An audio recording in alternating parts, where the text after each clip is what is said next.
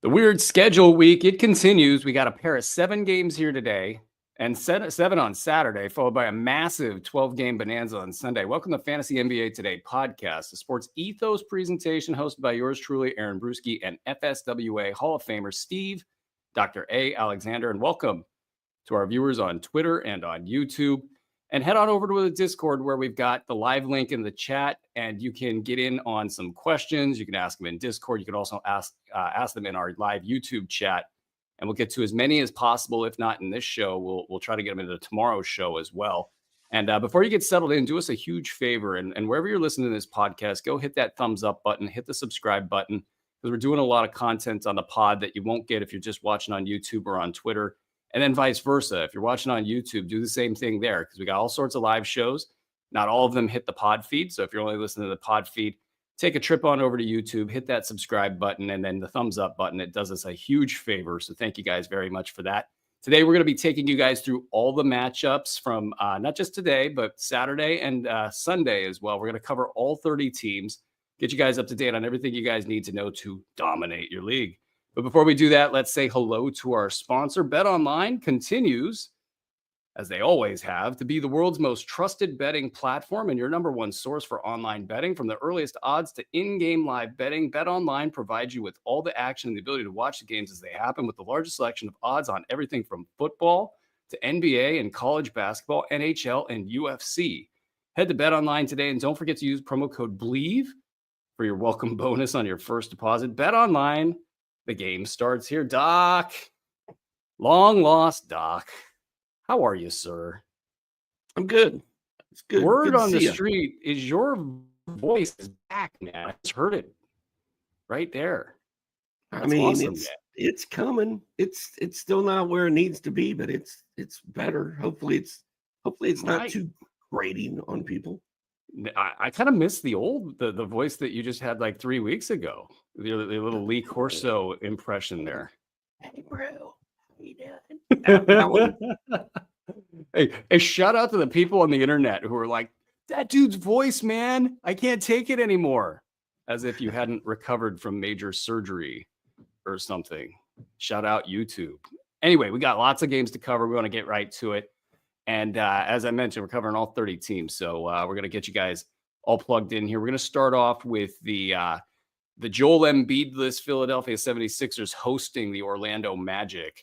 The Orlando squad's been pretty stable lately, and there's a lot of Franz Wagner love out there. He's probably a lock to make the All-Star team. He's been a first-round guy this season, so we've been talking about that for a couple weeks.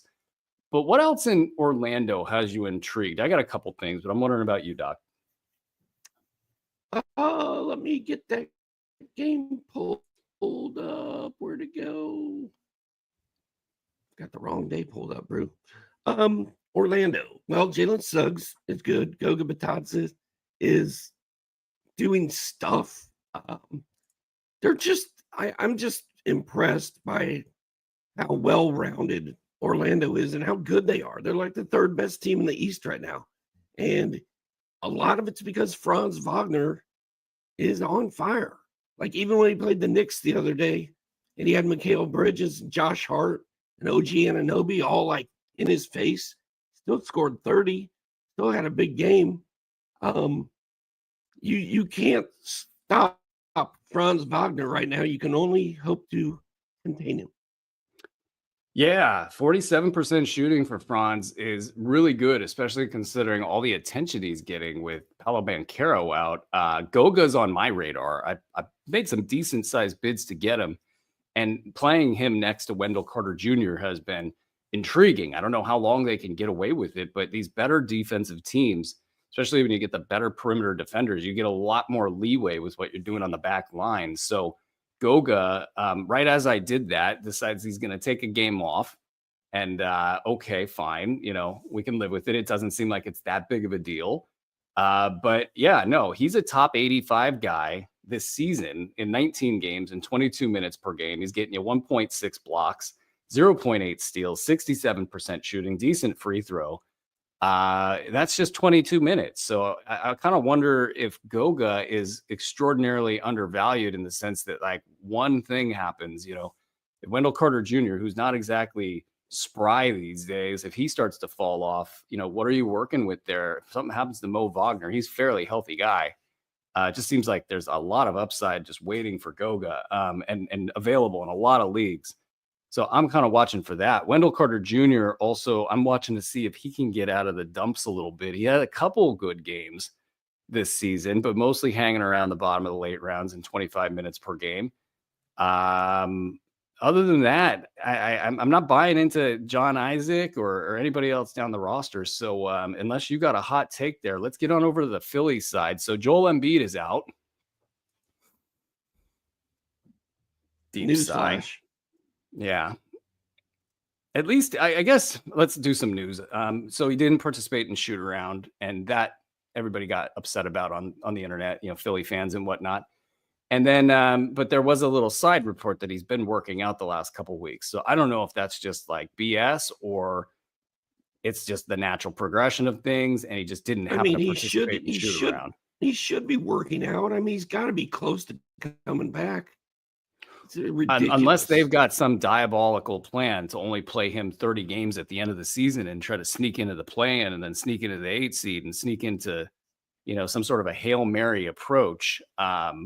News coming in here from Philly's side. Andre Drummond, a full participant in the shoot around this morning, progressing better than expected from the right ankle sprain. That's maybe code for Adam Bona's not ready for the prime time and we need a win. So go out there and stand and give us 20 minutes, Andre. That is that ankle injury looked not great. So he's still questionable, and some optimism that he'll play. I kind of think he's just going to go out there and stand there. Would you mess around with Andre Drummond in tonight's game? Well, it's funny because 5 minutes ago I was in Fantrax setting my Cam Dynasty lineup, and the only center option I have tonight is Andre Drummond. So he's in my lineup. But are you talking to Rick right now? Is that ideal? No, it's not. Not ideal. Yeah, I'm talking to Rick. He's killing me. I don't have LaMelo Ball. If I don't have LaMelo Ball in that league, I'm toast. He's gonna kill me. Yeah. But anyway, Andre Drummond, I mean, if he's all you got, put him in your lineup tonight. And I would not run out and pick him up and play him. There's other guys you can get that may be better options, but that's a deep league. The blocks haven't been there for him this season. 0.5 blocks, 20 minutes per game. The steals have been there, 1.3, 8 and 8. But if you're not getting the blocks, that's not helping. If you're a low minute, he also hasn't had one of those 20-20 games. Like last year, it seemed like once a week he was blowing up. That has not happened at all this year. He's been pretty disappointing. Yeah, he's outside of the top 225 right now in 9-cat leagues. And last year, in the same amount of minutes, just off the top of my head, he was like top 125 in 9-cat leagues. So I think a lot of folks looked at that number, thought Joel Embiid being out most of the year would be a great thing for Andre Drummond, but not cooking so far. Paul George off the injury report, Kyle Lowry off the injury report. That'll be a fun piece to add to this mix. Jared McCain. How are you on McCain right now? I'm all in. You're all in. So you're riding the dip. That's I like that position more than I like the position a few weeks ago when Jared McCain's going bonkers and it was hard to figure out, is he going to stay at a top 50, top 75 level? And the price for him is very high. I think the price for him is very low, and he could just as easily flip back and go top 50, top 75 if things start to fall apart in Philly, which kind of just feels like they are. What do you mean if they start to fall apart? They have 5 wins. Yeah, but you get Tyrese Maxey back, you bring Paul George back. There's there's some issues right there for him to navigate. He kind of got shoved off to the side a little bit. His confidence is probably a little bit down. The only time I'm really going to trust McCain is if Maxey or Paul George are out. If they're both playing, it's going to be mediocrity from McCain. But I think you got to hang on to him because we don't know what's going to happen. Paul George is on pace for about 45 games. I thought you were going to say 45 hyperextended knees. Not wishing that upon the guy, but yeah, no, I mean that's Philly in a nutshell. Let's move it along to Los Angeles at the Hawks here. Anthony Davis probable left foot, LeBron James questionable left foot, Austin Reeves out, Jackson Hayes out. The Lakers looking really, really bad lately. What's your read on them? You think this is garden variety dip stuff where they're just not playing well, or do you think that maybe the LeBron factor with coaches, new coaches, organizational stuff that's kind of marred their seasons in the past? You think anything's rotting there in LA, or is this just old guys not being able to win every night? It's not even about winning. I mean, they're 12-10. They're winning. They've just been blown out and not even in the game. Nobody's going after loose balls. They're just they have tuned out JJ Redick. I read somewhere they call him JJ Reddit now, like Reddit. And then that's good. There's a headline on ESPN that the Lakers are rethinking the plan of playing LeBron James 82 games, and he's questionable tonight. My buddy is going to that game, and he's texting me all morning. He's like, dude, is LeBron going to play tonight? So I text Bob Rathman. I'm like, have you heard of is LeBron playing? He's like, no, but he's definitely a game time decision. So there's warning signs that LeBron may not play tonight, but they didn't play last night. They don't play tomorrow. They're totally not a back-to-back situation. The Lakers have gotten run out of the gym the last couple of times I've seen them. They need to win this game. They need to compete. So I don't know why LeBron would not play in this game. If he does not play tonight with no back-to-back, that's a red flag for me. Yeah, I mean, I don't think it's the Atlanta nightlife there. He's, yeah, I don't know. I think that they go through these dips during the season, and maybe it's the media that grabs onto it and tries to make some stories about, like, the coach is not, vibing with the team or whatever, and it happens every freaking year. Why it wouldn't happen to JJ Redick doesn't, he's not immune to that. It's really early, but I kind of think Redick has given them carte blanche. Like he's happy to let LeBron and company run the show. So I don't know why they'd be upset with him, but as fingers get pointed, they get pointed. Austin Reeves being out, to me, that's the piece where if you want to track the trend line of this squad, Austin Reeves slump and injury kind of coordinated with some of those starting lineup decisions, bringing in Cam Reddish into the starting lineup and putting in Dalton Connect, who absolutely deserves as many minutes as he can get there. Well, he did. He's been terrible. That's part of the problem too, is Reeves has been out and nobody stepped up in his place. And Dalton Connect is getting a boatload of minutes, and he's doing absolutely nothing with them. He had that one big game where he hit 9 triples or whatever, and everybody was like celebrating, me included. I was like, I'm rolling Dalton Connect all year. Dude, he's been terrible since then. And 33% over the last week. And he just stands out there. He's not doing, like, that guy should just be focused on shooting 3-pointers and making them. Like, that's his only job. And he's not doing it. And that's a sign of a sick team. We should do an episode one day on just box scores that don't look right. I call them like unhealthy or sick box scores, where you just see everybody just isn't doing what they normally do. Nothing's in the right place, and it doesn't make any sense. And it's usually something going on with the team. Shout out Sacramento. Let's keep it moving here. Let's get to the Hawks side. How are we with the Hawks these days? Trae Young's probable, but they're basically healthy. Where are you at with these guys? Did you look at last night's box score? And it's the epitome of the Hawks, man. Everybody is contributing top to bottom. You got Bogey getting it done off the bench. You got DeAndre Hunter having what I think is his best season ever off the bench, with Jalen Johnson having his best season ever. He's like top 5 fantasy player right now over the last couple weeks. Capella, Okongwu coexisting, Zach Ricochet doing his part. Daniels is not letting his foot off the gas. with all those guys doing everything they're doing, takes a lot of pressure off Trae Young. Trae doesn't have to go out there and score 30 and play hero ball and shoot from the logo 5 times a game. He can just run the offense and let everything else work itself out, man. The Hawks are dangerous. They're getting better, and they're fun. Yeah, I like watching the Hawks a lot. I think especially with the way their team's set up, it all funnels into the right places. They usually have a healthy box score. Trae, unfortunately, 5.5 turnovers over the last 4 games. So that's not great. But everything else is okay-ish. One thing that stands out, Dyson Daniels, just outside of the top 80 over the last 4 games. 3 steals a game in that span. But some of that stuff with like the decrease with Bogey back, Bogey, a top 90 guy over the last 3 games, also with 2.7 steals. He had 5, I think, the other night.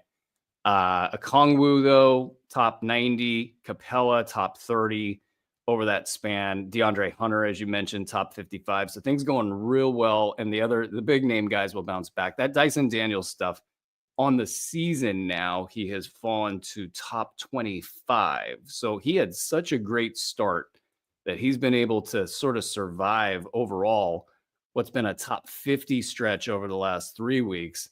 And then it's kind of started to dip top 55. So my thing with Dyson Daniels is maybe we need to start valuing him as like a top 50, top 60 guy. And folks looking at his overall results are going to see a guy that's in the top 20, top 25. And who knows, maybe that's closer to baseline than this little dip right now. But as they've gotten a lot more healthy and have guys, especially ball handlers like Bogey around, things just haven't been as good for him. But he's still amazing, and he's not going to stop. I think he's double the deflections of the next closest guy this season in the NBA. That stat's crazy. Like, deflections are a really normal stat. Like, you should not have somebody who's lapping the field in deflections, but that's what Dyson Daniels is doing right now. Let's move it along to 2 teams that know each other pretty well, and usually these teams are pretty easy reads. Milwaukee at Boston. Anything in the combined part of this game? Let me quickly hit the injury report. Giannis probable, Taurean Prince probable, Jason Tatum available, dealing with right patella tendinopathy. Kristaps out, Al Horford available. What you got in this game? You did not mention Chris Middleton. That's right, because he's not on the injury report, and I forgot his name. I didn't know he existed. He's making his debut, baby. Let's go. I'm so fired up. I have Chris Middleton on like 25 teams. I drafted him in every single league because I believe BLEAV in that dude. Oh, hell yeah. No, I don't have Chris Middleton anywhere. I'm not excited about this. He's washed. You kind of sold me there a little bit. I'm glad he's coming back. I'm glad he's playing. I mean, I'm happy for him. But fantasy wise, if a tree falls in the woods and yada yada yada. So hopefully, hey, but you Milwaukee, know what? If you're gonna take a chance on the guy, now's the time.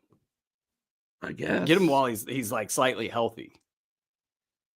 And back to the Hawks real quick. They're never going to be as healthy as they are right now. Bogey's totally healthy. Hunter's healthy. Everybody's healthy. Dyson Daniels is going to stay healthy. As soon as somebody gets hurt, any one of them, Dyson Daniels is going to go right back to where he was. So just hang in there with Dyson. Yeah, I'm a little bit I'm a wet blanket when it comes to Dyson Daniels. I'm always worrying for the people. I'm a worrier. Anyway, you were saying about Milwaukee. You're taking their I'm taking their joy and just smashing it on the ground. My apologies. Boston should roll the Bucks in this game. It's at Boston. Tatum's fired up about going up against Giannis. They're both going to play. I just feel it. And Giannis is going to have a monster game. So I look for the guards to try to shut down Damian Lillard. And Drew Holiday probably has some incentive to make that happen. So does Derek White. So your point about I'm trying to shut down. I'm not messing with Damian Lillard in DFS tonight. Yeah, it was funny about 2 weeks ago when Damian was at about, I want to say 38% shooting on the season, something like that. it's like, hey guys, he's not going to do this. This is turning around. He's going to go off the next couple of weeks. Well, he's been top 4 over the last 2 weeks and shooting 49% in that span. And if you want to play the up and down game, I think Boston would be a great team to sort of break his rhythm and break his spirit with those guards and that defense, that the buzz behind that trade. I mean, if you want to take the contrarian position that he's got a little extra added motivation against Drew Holiday to prove that he's Damian Lillard, maybe you could take that angle, but that's those defenders. I think that's a great recipe for Lillard to get back kind of more toward baseline. So you might have a little sell high moment with Damian Lillard right here and get yourself off of a guy who's got some question marks with if Milwaukee falls apart towards the end of the season. They've pulled it back together. So shout out Milwaukee. Let's move it into the Sacramento Kings at San Antonio. I mean, the Kings are a total mess right now.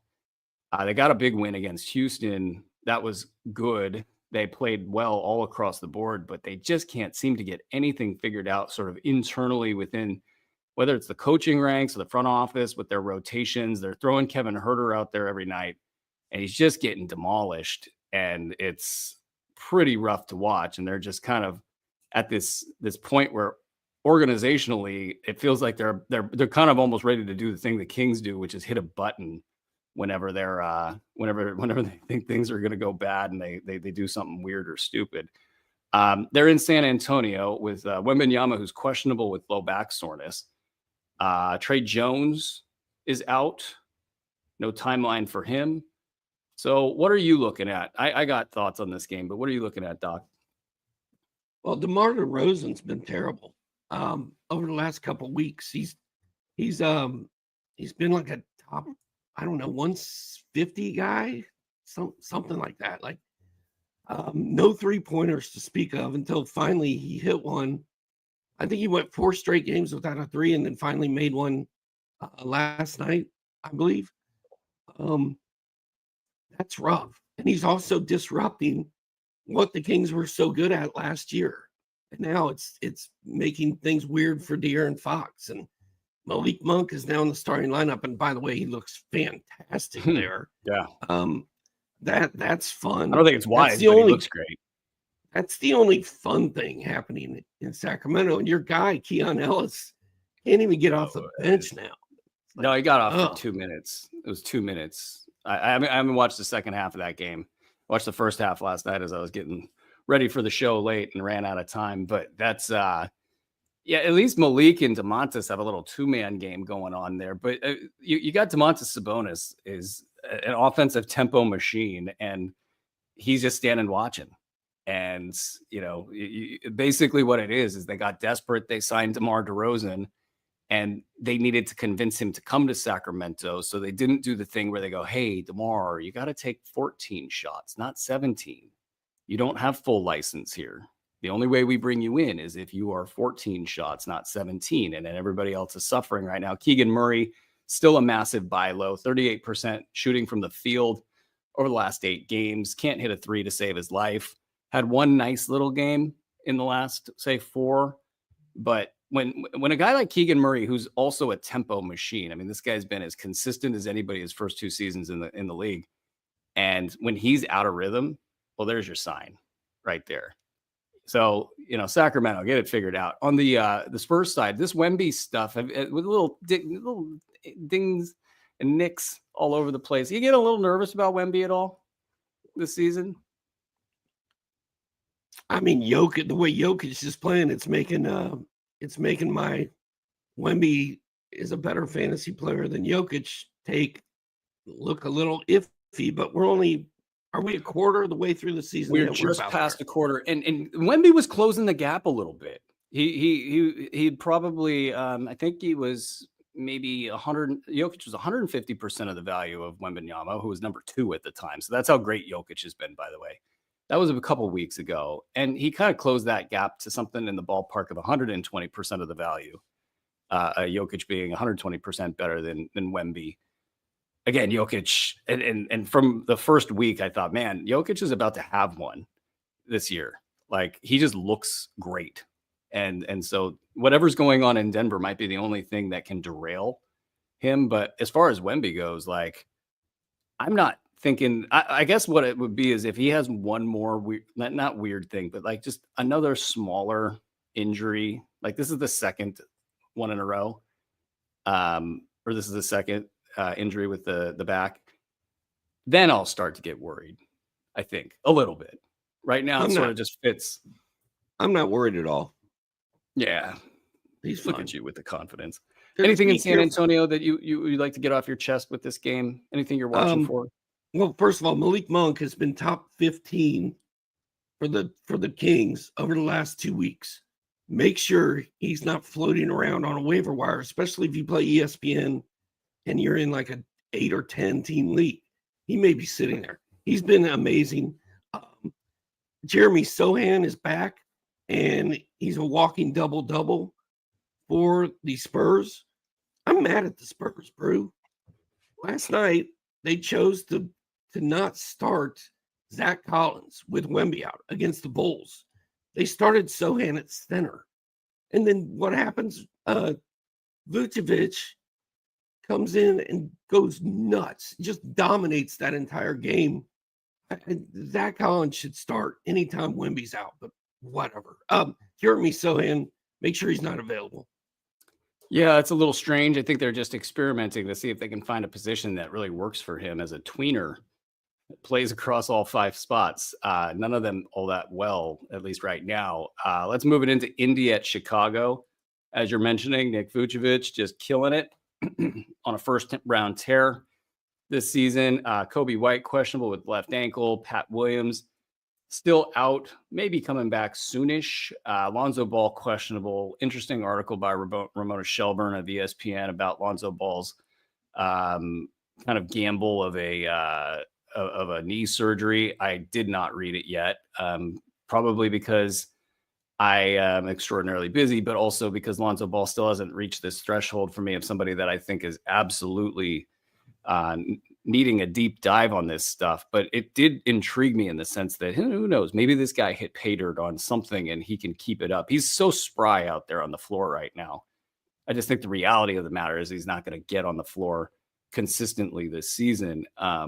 Interesting stuff. I mean, nerve blocks, all sorts of stuff that, I mean, the guy's gone through hell, even citing his dad's shoes as possible outcome or reason that it went this way. I like Lonzo Ball. I mean, that's tough. I like Lonzo Ball too, but he's not fantasy relevant. It's a cool story. It's a cool story. I think we're all rooting for him, but what we do is fantasy, and he doesn't compute it. He's just not a factor. Who is a factor is Ayo Dosunmu. Triple-double last night. He's been really going off without Kobe White around.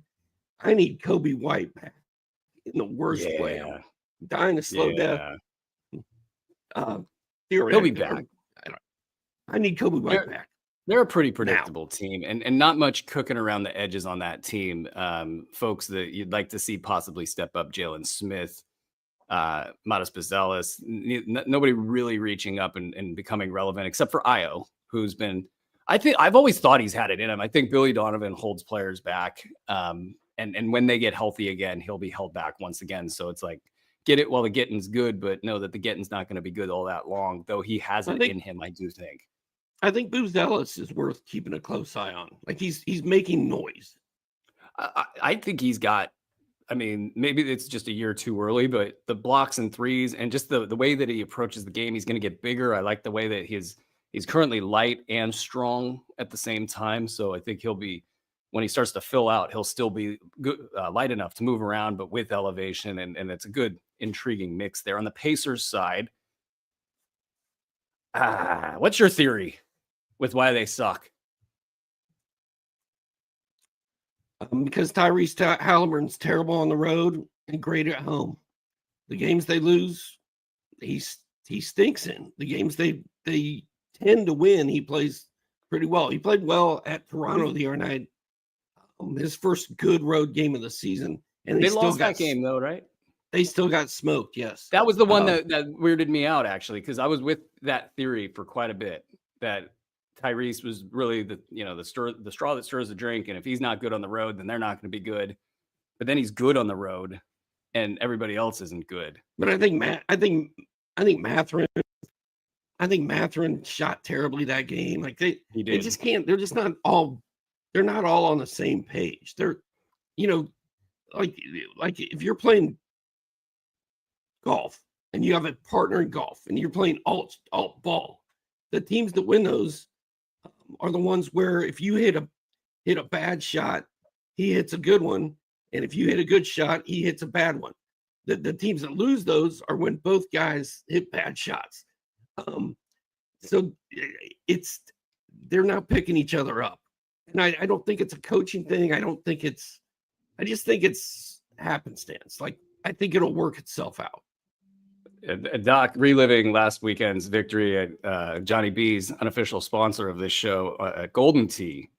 Whoever the other team was, they just didn't have any team mojo, any team consistency. Aaron Neesmith probably back in maybe something like a week, 2 weeks. So that'll be interesting. Nembhard questionable with left knee injury management. I think that's unfortunate. I think at his age, having that kind of stuff going on, that he needs that kind of game-to-game management. That's unfortunate.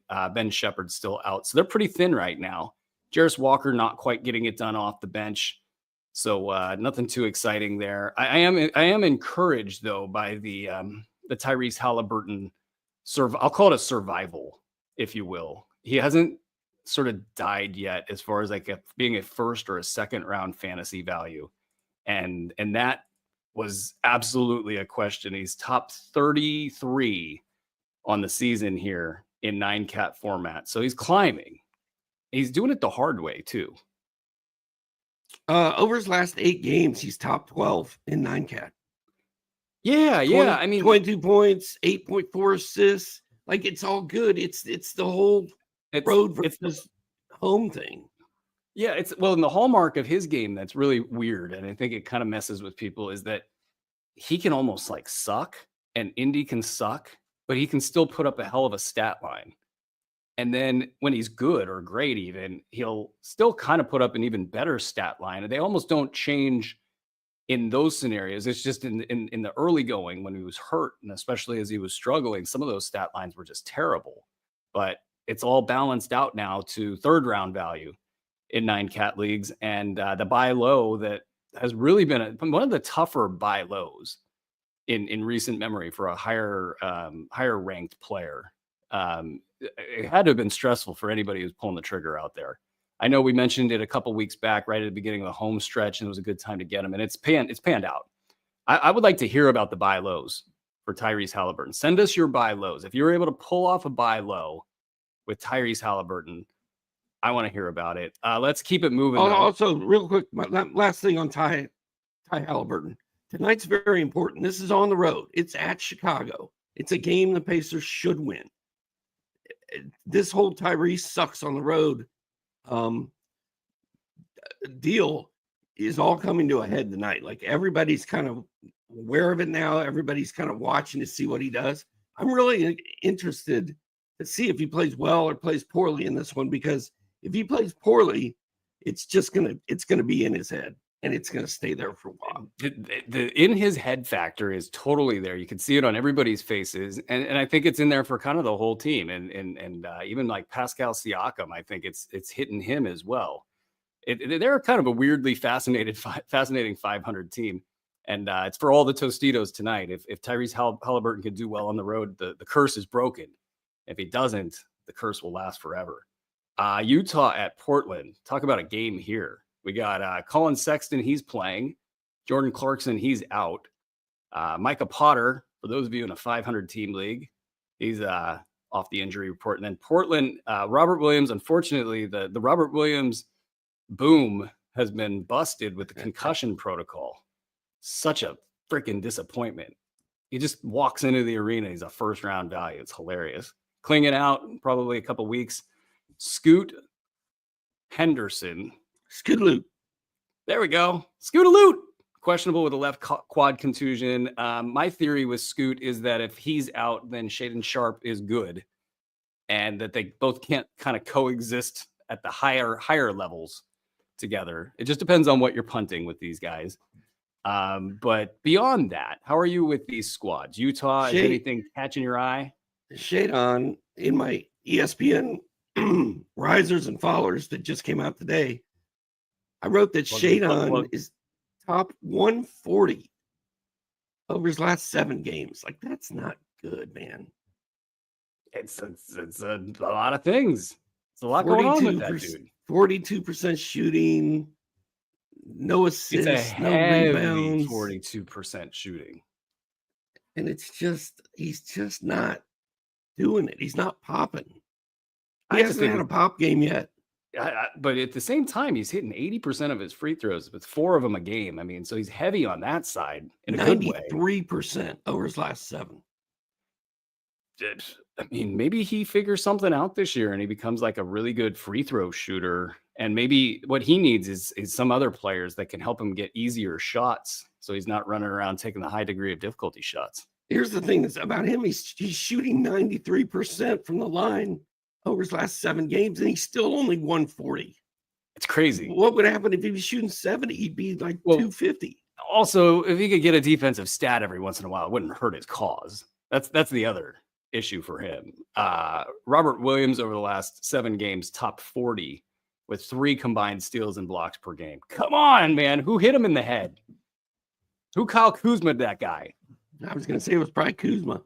It was probably Kuzma. Denny Avdia up into the top 125 on the season. That's a really big deal. He's rocking and rolling right now.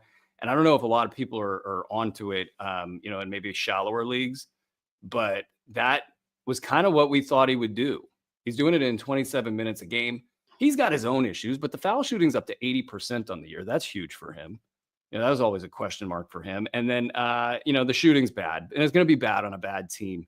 But you start to, if you squint and you go, well, if they get around a DeAndre Ayton somehow, maybe there's a storm in Portland or something for the entire, months of January through April, and Jeremy Grant goes away. You could be looking at like a Klingon Williams behemoth of a fantasy value at the center position. You could get Abdia, Kamara, could maybe get some breathing room to do a little bit more than just steal the ball.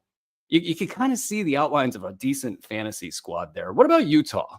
Is Utah just so boring that we don't talk about them at all? Well, first of all, Robert Williams is a myth. I mean, he and I'm talking about Portland still. Like, he was awesome for like a couple games, and now he's gone. We haven't seen him in 2 years. Now he's been gone for a week. Who knows when he's going to play again?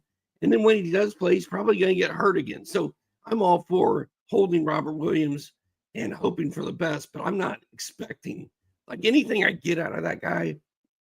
I'm excited about. And then Denny Avdia has some dog in him, dude. If you watch him play, like he looks bigger this season. Like, he's fired up and he's aggressive and he's confident and he's playing really well. So I'm with you on that. And I'm a Denny Avdia guy, so I'm kind of excited about that. As far as Utah goes, I just want to see. I want to see John Collins. I'm there for John Collins because I've fallen into the John Collins trap every year for like 4 years.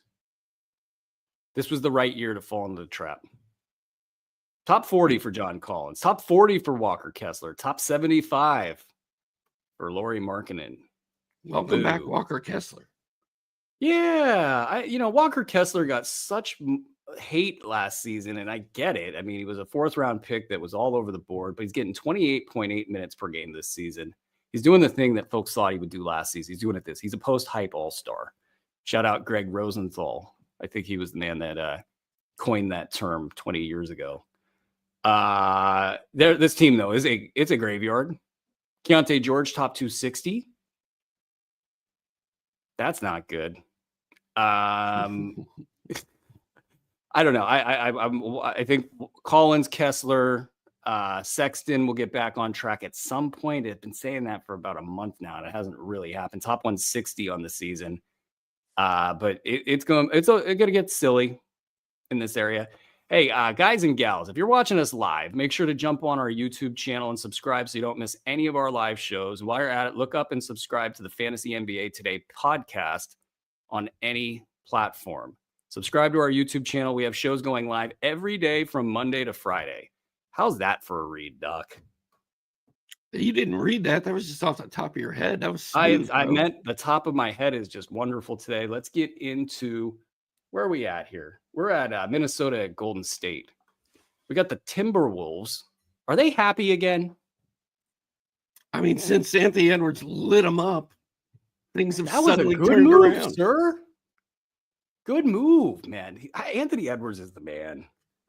Like, to go after your team like that, it's either going to work or it's not going to work.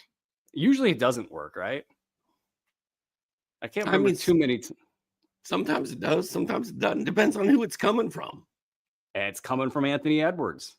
And this team's mostly healthy. Rob Dillingham out. Joe Ingles out. So everybody's in. What are you watching for in Minnesota? And then we'll get over to the Golden State side after that.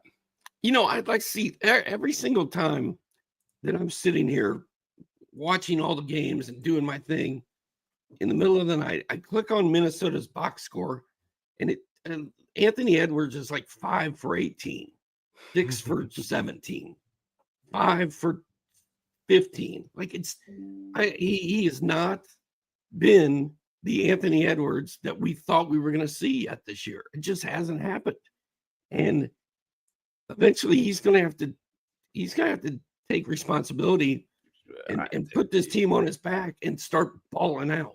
It sounds like you're ordering a Nancy Kerrigan on Julius Randle. I'm just saying, like, that's the thing, right? Julius Randle, obligatory Julius Randle rant at this point in time.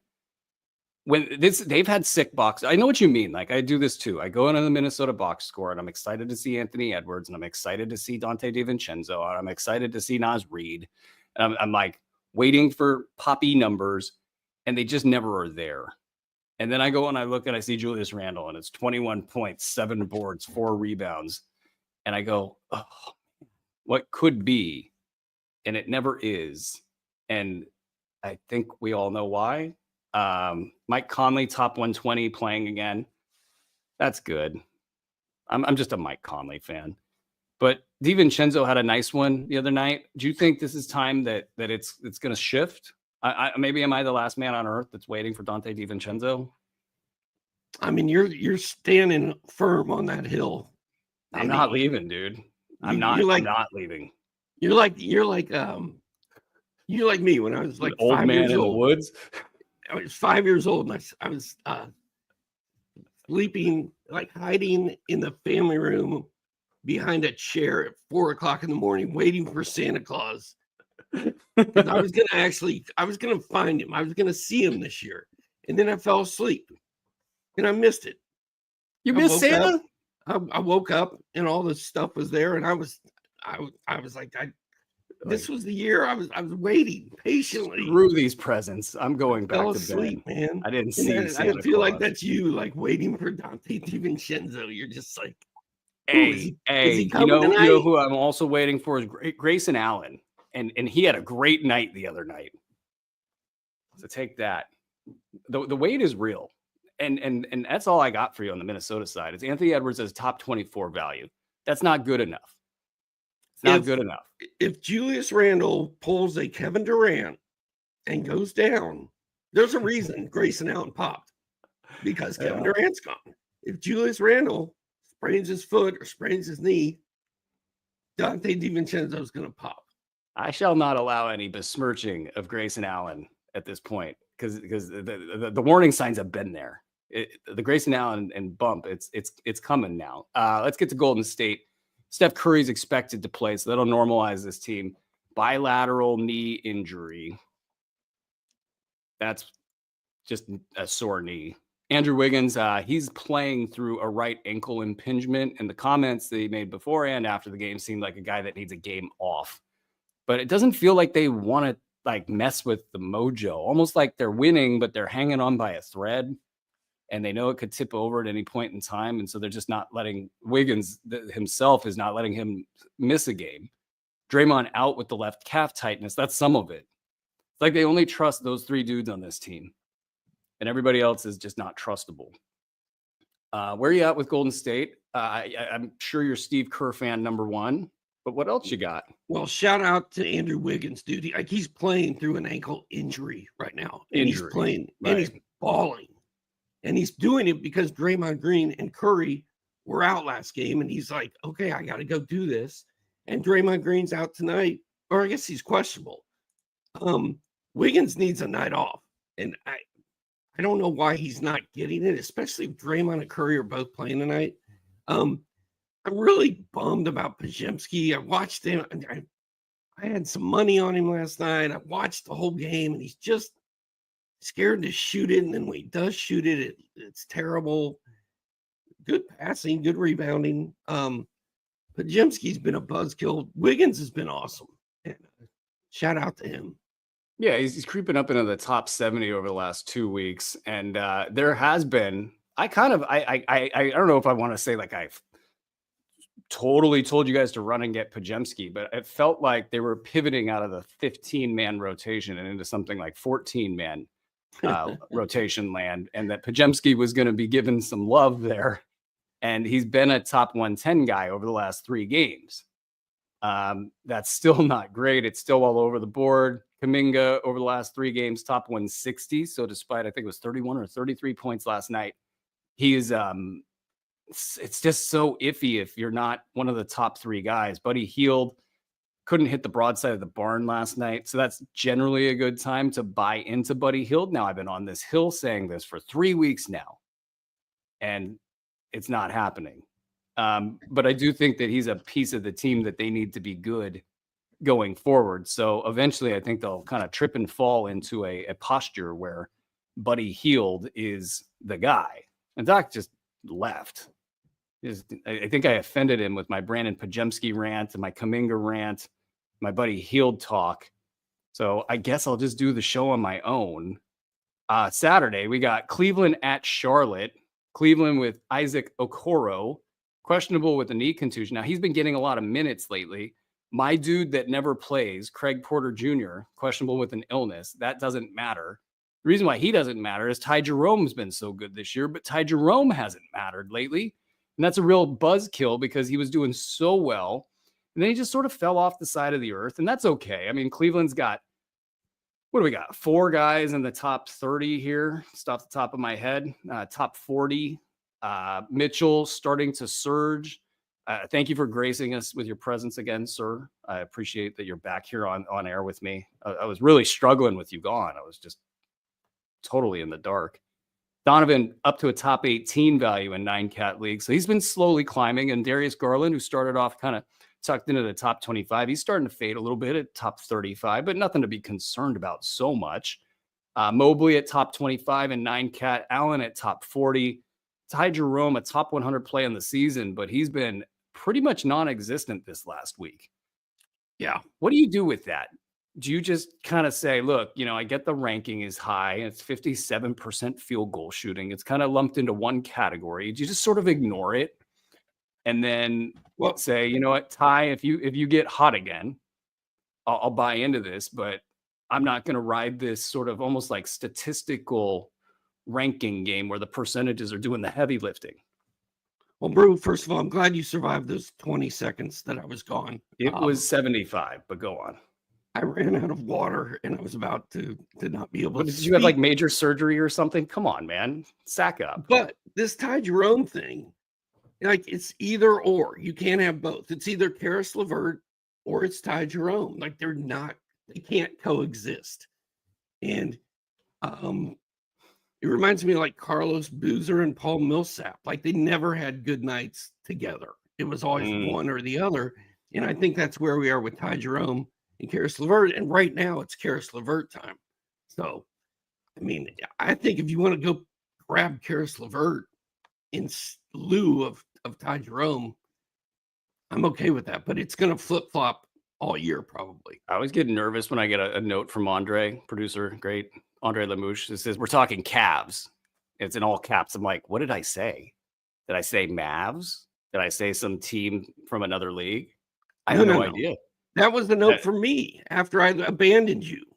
Oh, no, that's not from. That's got Andre's name written all over it. Anyway, enough behind the No, scenes no, inside it was baseball for talk. me, Brew. It was for me. Oh, it's for you. Oh, okay. Well, So that I knew what team you were talking about. If it's on the teleprompter, guys, you know will read it. Read it. It's so bad. It's so bad. There's notes here that says, "Do not read. Do not read. Do not read." I'm a terrible, terrible show host. Charlotte, LaMelo Ball injured still. Miles Bridges questionable with a right knee bone bruise. What Trey did Mann I say? injured. What did I say? Why am I canceled? I don't know. I did notice that last night when I was hosting at the very beginning of the show, I was talking about football, and I called the Detroit Lions the Detroit Pistons. So that was cute. But you were talking football. Man, sports ethos after darks. It's got a lot going on. Trey Mann, BC Micic. I can't do it. Yeah, he had a good game, and I kind of think he's one of the guys you should be comfortable. It's a mess there, right? It's always going to be a mess, and the private chat is killing me right now.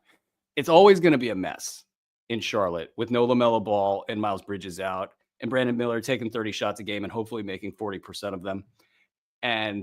But Micic, he's a leveler. He makes it. He kind of balances things out for this squad. I think they need him on the floor. How do you feel about kind of riding him for the next week? I feel pretty good about it.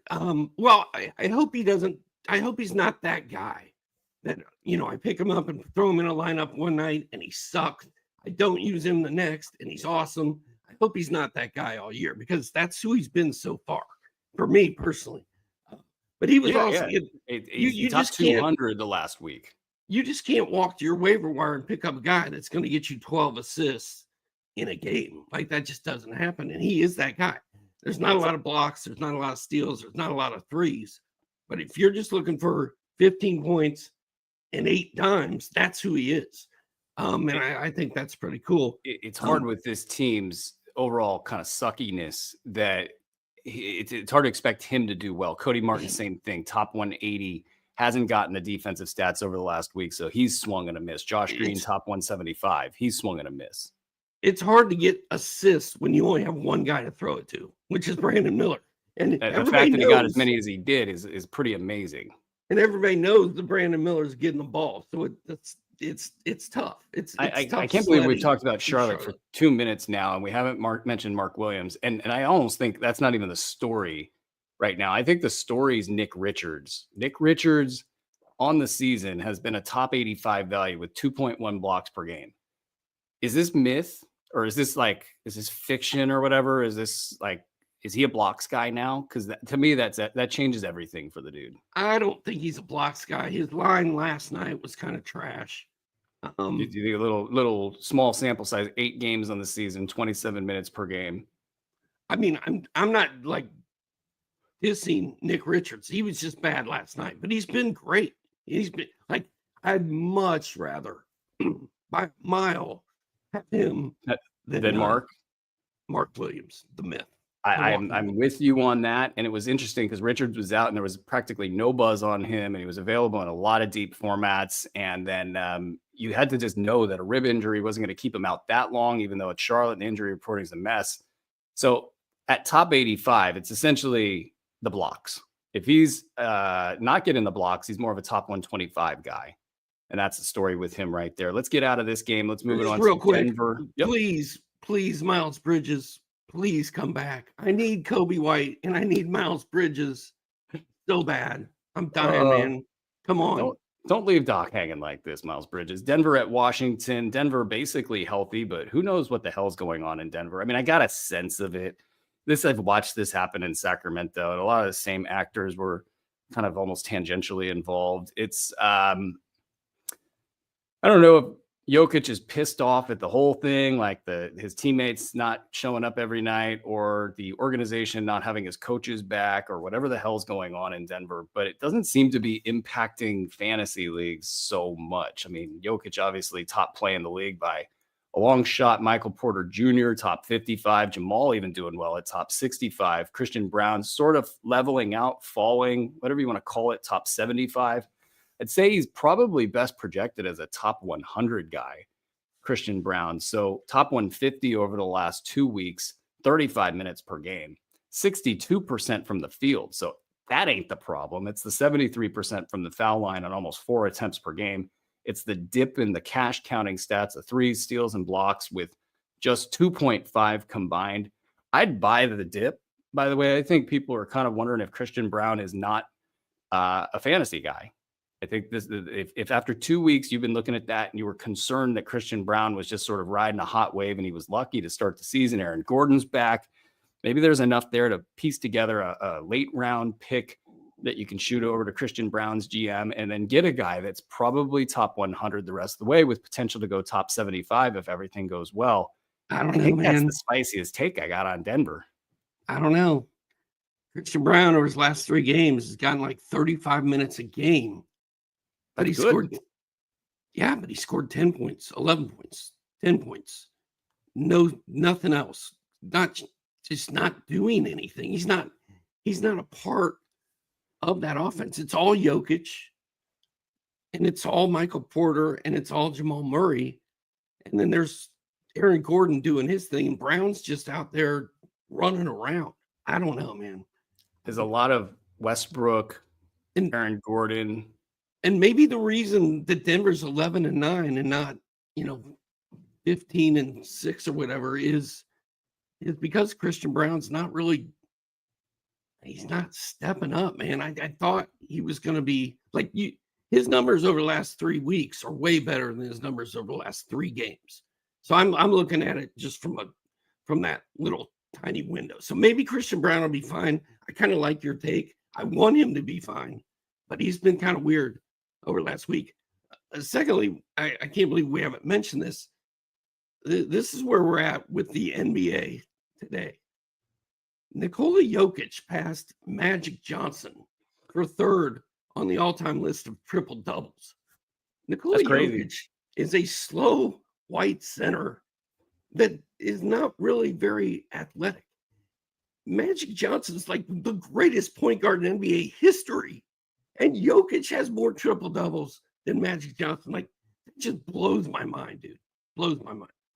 There was a moment in time about 2 years ago, maybe 3, where watching Jokic, it was like, I think we're watching a top 25 player of all time here. Like the switch, it really flipped. It was, I think his first MVP season, or maybe the year before. It's phenomenal. And then it's like he keeps getting in better shape. Like I really wondered if he would come into this season in the kind of shape that he's in. And first preseason game, he looked a little heavy, and it took him maybe like a week tops to lose probably 10 pounds, if I had to guess. And he was not thin. I mean, he's just an ox out there, but he's quick and he can outrun dudes, and he's got better endurance than a lot of players, and he's got long arms. And when you factor in the mental side of the game and how he's just playing 5-dimensional chess out there at levels that, it's funny. They talk about LeBron's doing that out there. And I just wonder, I've watched a lot of LeBron stuff where I'm like, I don't think that's 5-dimensional chess. I think that's something else. Jokic is out there on a nightly basis constantly. If there's one complaint, he doesn't shoot when he's supposed to shoot, but it's probably because he sees something else that's much better. He just sees the game so well.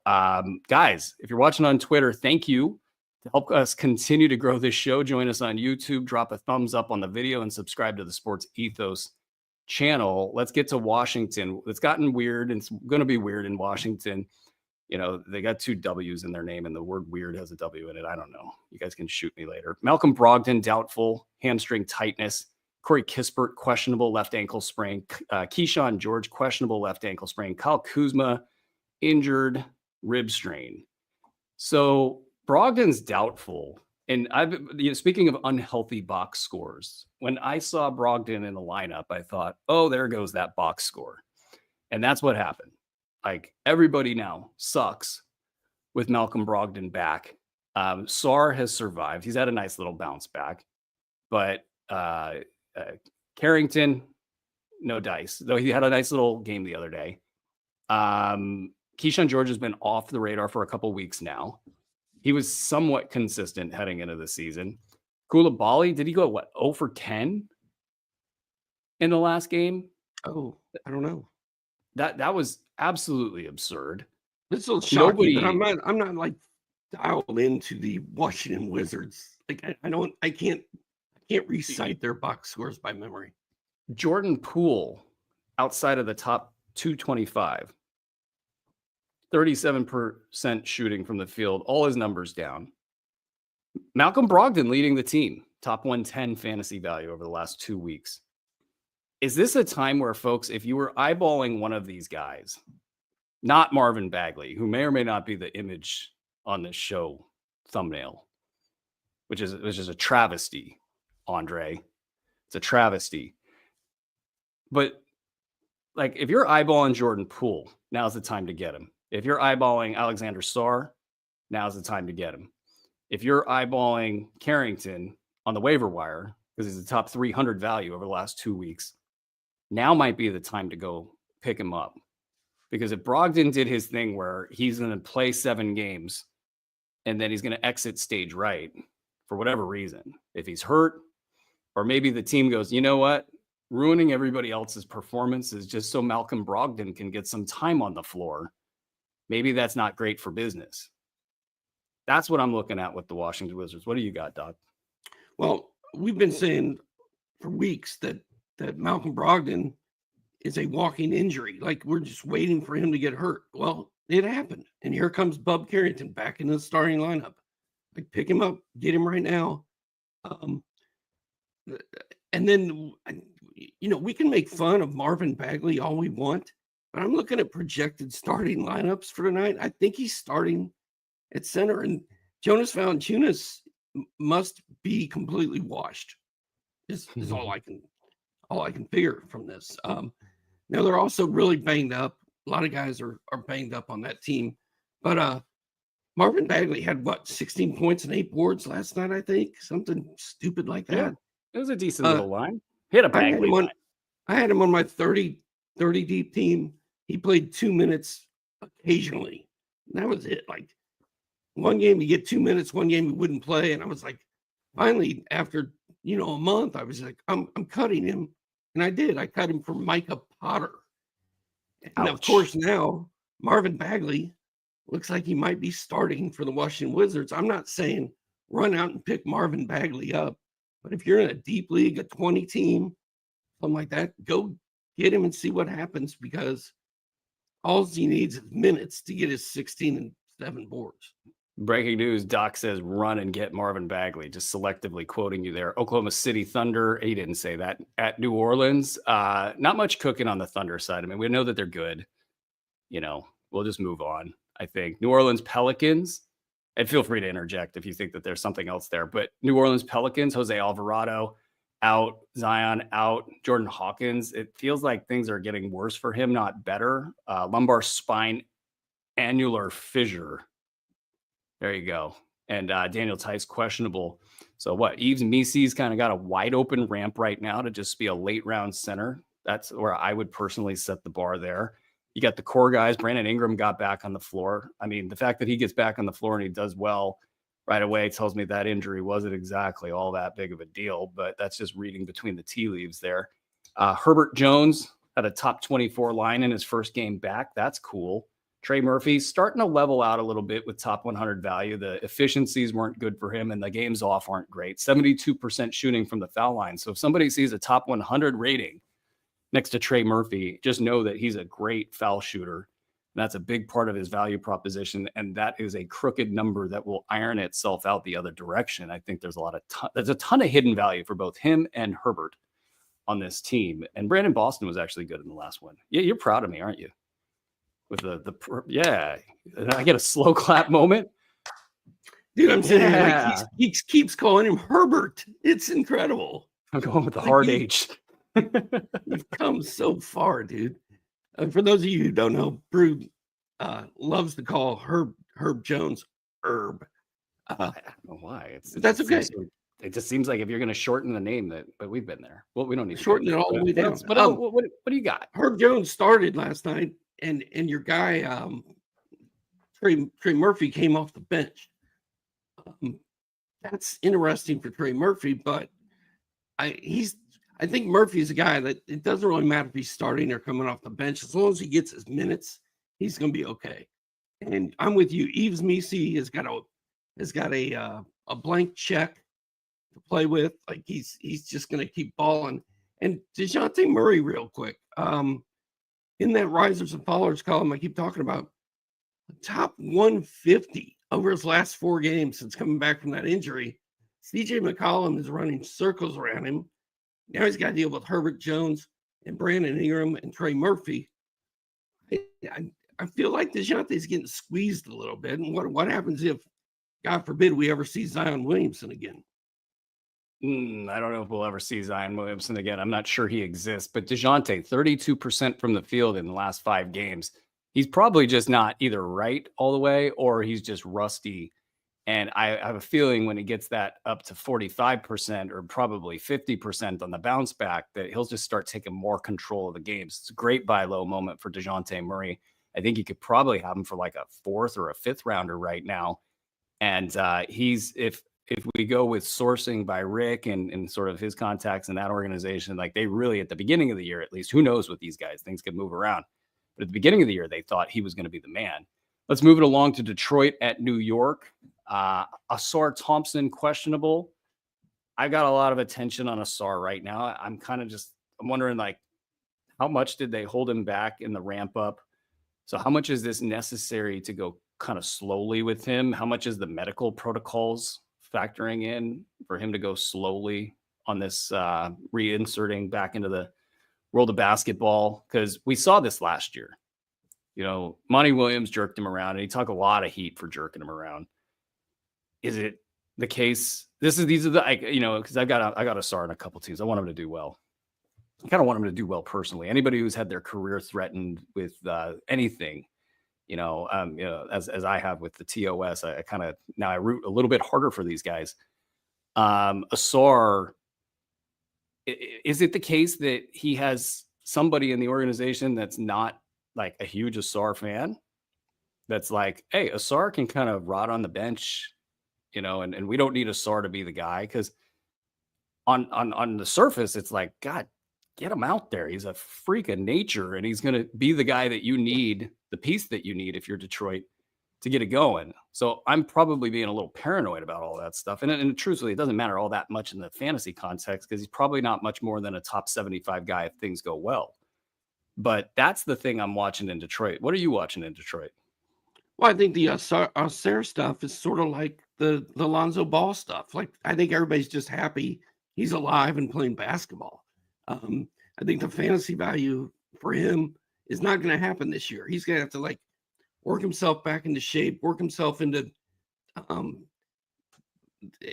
the confidence of his doctors that it's okay for him to be out there doing this to his body every night. And he's got to get through this season in one piece, and then next year I think would be the year that Asar Thompson kind of blows up. But other than that, I'd like to see Marcus Sasser kind of emerge and do something. You got a Sasser take today. I love it. Other than once every 8 days, we see Marcus Sasser do something. I did not wake up today thinking we would be talking about Marcus Sasser. I didn't expect to talk about him. Video. Well, I don't have worldwide video. I don't have the lineup pulled up in Marcus front of me. Marcus Sasser's mom's not talking about Marcus Sasser today. That's the depth and the breadth you get on Fantasy NBA today, presented by Bet Online. The Knicks, fantastic. It is fantastic. The Knicks are fantastic. Jalen Brunson's probably with a back issue. That means that he's guaranteed to play. And I probably shouldn't say that, but it's a Tom Thibodeau team, and people don't play. People don't miss games for Tom Thibodeau. They just don't. You got the whole team rocking and rolling. Precious Achiuwa is back. That caught my eye. It's a Tom Thibodeau team, and it's Precious Achiuwa versus Cat. Does Cat get a little bit of a rest? He's been on the injury report a little bit this season, but he's still playing massive minutes. He's still having an amazing fantasy season. There's nothing you can say kind of bad about the New York Knicks from a fantasy perspective. He's top 5, Hart's top 15, OG's top 30. Brunson's healthy-ish in the rankings at top 45. And Bridges, after everybody rallied around him, got kind of tucked away inside the top 100 a little bit more safely at 38 minutes per game. Do you think Precious Have you come around on the Knicks, Brew? You were so down on them. I'm 10 days in. Yeah, I was pretty down on them. It's funny. There's a Knicks fan out there by the name of Andy Glockner, who's a really big basketball guy, really big sports guy, but he's a Knicks guy. And he was tweeting, he's like, all y'all are way too high on Cat. You guys are getting fooled. And I laughed because I was like, I think he's right. Because I don't really buy that Cat has turned the corner and now he's a gamer. But by the numbers and by the performance this season, he is a gamer. And that, by definition, means they won the trade. Like, they got rid of Julius Randle, and yeah, they lost Dante DiVincenzo, but they've kind of leveled out now. So I'm intrigued. If Cat could turn a corner and be a gamer, I would be all for it. That would be fun. If you watch highlights of him or watch a game with him, like he's fired up. Like he looks like I was worried about him getting. I was worried about him getting to New York, and you know that there's a Liberty commercial where the dude has a wax figure of himself and it melts in the sun. Melt like that, huh? I thought Cap might melt like that under the lights in New York, but he stepped up, man. And I'm going to disagree with your buddy Andy. I think Cat's for real. He's top 5. He's an MVP candidate. He's balling. The thing about the Knicks is they have no bench. It's the 5 starters that Thibodeau puts out there. And the dude coming off the bench, is it Quentin Grimes? Yeah.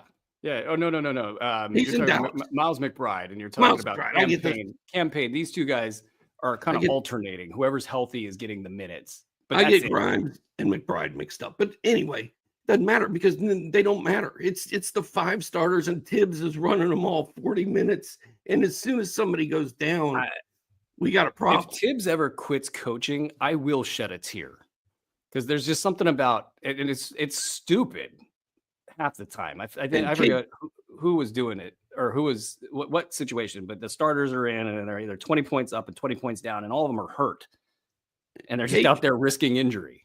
Cade Cunningham is walking into the Lions' den tonight, too, because he's going to have to deal with Josh Hart and OG Anunoby and Jalen Brunson and freaking Mikal Bridges. Like, New York is good, man. They could win the East, which was my prediction before the seson started. That's spicy. They got to stay healthy. They got to stay healthy. Team in Boston that's kind of good. But let's see. If New York is good like that, and I think Cat melts like the wax statue in the Liberty Bibberty commercial, who's not a sponsor. Call us Liberty Bibberty.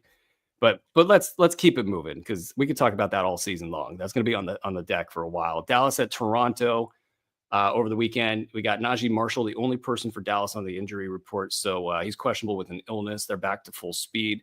I think this team is kind of just running normal now, right? Shout out PJ Washington. Nice triple-double last night. Luka. PJ Washington's been awesome, man.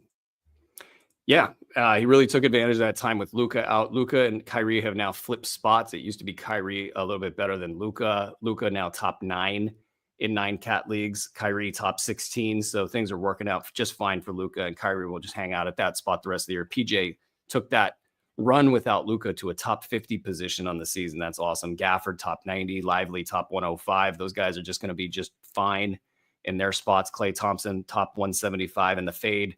And that foot injury does not sound good. So Klay is probably not long for most fantasy leagues. And then on the Toronto side, you got Jakob Poeltl questionable with an illness.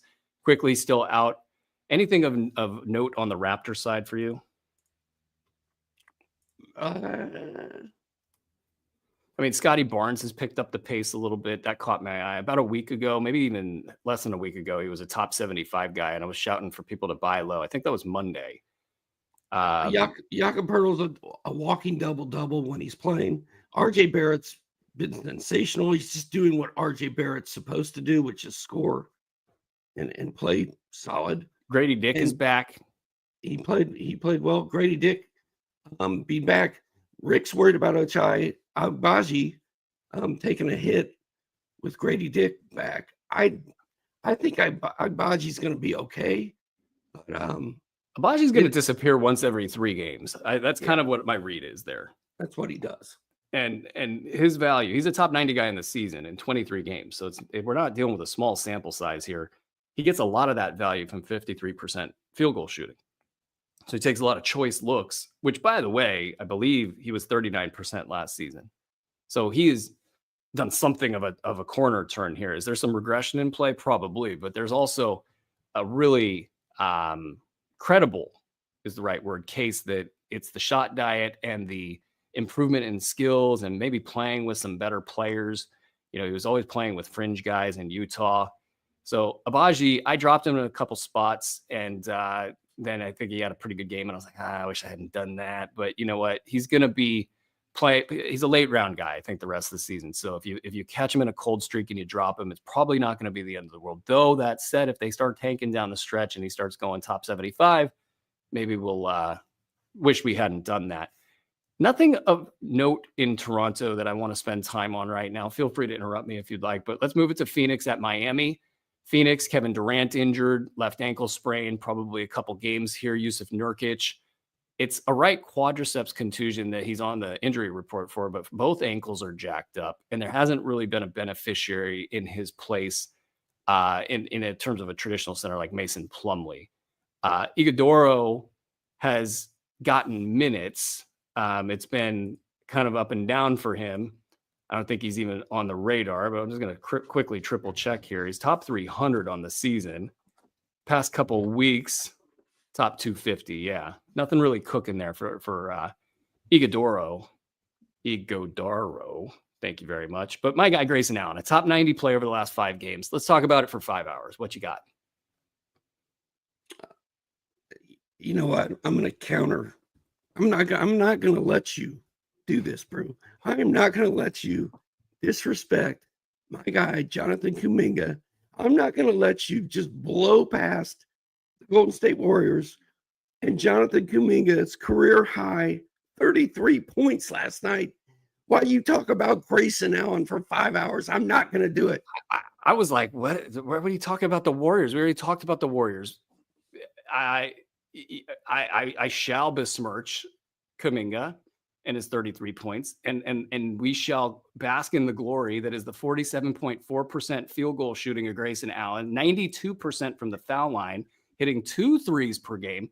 The bounce back in percentages that was predicted a week and change ago, it has occurred. Let us all pray at the altar of Grayson Allen. I guess I'll just say this. It's a late round value, I think, no matter what, for him going forward. No matter what. With some mid-round upside. Well, bask in the glory that is Grayson Allen for as long as Kevin Durant's out, because it ain't going to be forever. Royce O'Neal back and doing well. Aforementioned players being, that'll get a hand raise from Doc. Raise the roof. Top 75 over the last couple of weeks. Tyus Jones enjoying the extra touches. 13 points, 7.5 assists for him, 59% shooting from the field, and Booker top 15. So wouldn't you know, when good players are out, other players step up. But I'm excited. Grayson Allen about to cross the top 200 mark on the season in his 17 games. So we'll just talk about it for 5 minutes. 5 minutes. If you're in a 10-team league and Grayson Allen and Royce O'Neal are both available, which one are you picking up? Oh, it's Grayson Allen. It's Grayson Allen. All right. It's Royce O'Neal. But I get no. Actually, all kidding aside, Royce O'Neal has been sort of the guy. Like they trust him with more minutes right now compared to Grayson Allen. But I wonder if that all changes. I mean, Grayson Allen had 10 assists, I believe, in the last game, and that's a sign that he's being more integrated in the offense. I kind of just wonder if the injuries were more than we knew, because like he was doing the thing that a lot of players do when they're just. They know they're not involved in the game plan. They're just kind of running up and down the floor and getting their laps in, not really kind of moving to open spots or trying to demand the ball. And the 10 assists are definitely a sign that he's a part of the game plan now. So maybe, who knows, with the kid and the Achilles and the hamstring and all that, they just said, hey, just go run up and down the floor. Try not to get in the way. That's my best theory there. Let's get to the Miami side. I think they're fully healthy, which isn't necessarily true. Mason Plumlee is a pickup right now. As long as Yusuf Nurkic is not playing, if I'd rather have Mason Plumlee than Andre Drummond. Just saying. I think I'm with you on that because at least there's been life in his lines lately. Mason Plumlee, it hasn't been great, but if you get 1.6 blocks out of a pickup, like a replacement level pickup, at least you can work with that a little bit.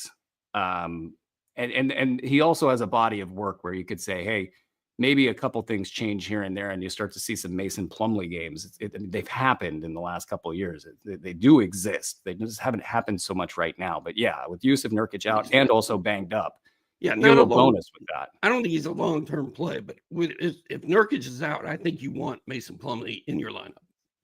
And then on the Miami side, Jimmy Butler's all over the board this season. And I got a lot of Butler everywhere, but in the last 2 weeks, he's been a top 40 guy. So he's exactly sort of as advertised the last couple of weeks. Knee stuff, back stuff, questions about like, is this, kind of the beginning of the end for Jimmy Butler? But yet there he is. And he's healthy for this one, theoretically. I know you love talking about the Miami Heat. If you have one take for them, please let me know right now before I move on. No. Look at that. Look at that. Not even a flinch. Start Jaime Jaquez, please. There's a take. Let's get to the Memphis at Boston game over the weekend. So we're only going to cover the Memphis side. Ja Morant probable after 2 technical fouls in the last one. That was a really light tech he got in the Kings game. Zach Edey's out. He should be back. I don't know. They keep pushing this out. It felt like it was kind of faster. He suffered a setback. Yeah. I saw something yesterday. Yeah. I'm giving up. I'm done with Edey. I'm moving on. You know what, dude? Jay Huff, I got a lot of Jay Huff watching time in during that Kings game. And he would look good on the Kings, actually.